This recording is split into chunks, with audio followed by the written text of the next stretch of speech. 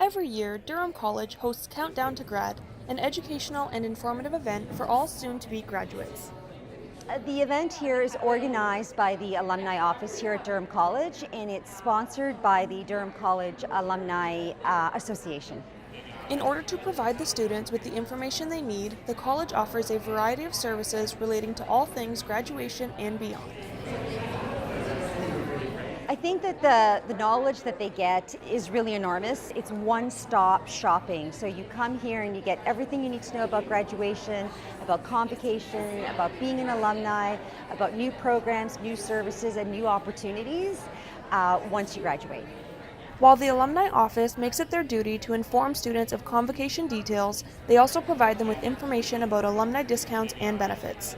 I found that they're not just supportive of the students while they're in their programs, but after you leave, you have access to career development, which helps you find a job, look at your resume. Alumni has a ton of amazing benefits, from Manulife to TD insurance, like having insurance opportunities. The service is still offered by the school, but also UIT back here, they have more information about the transfer programs.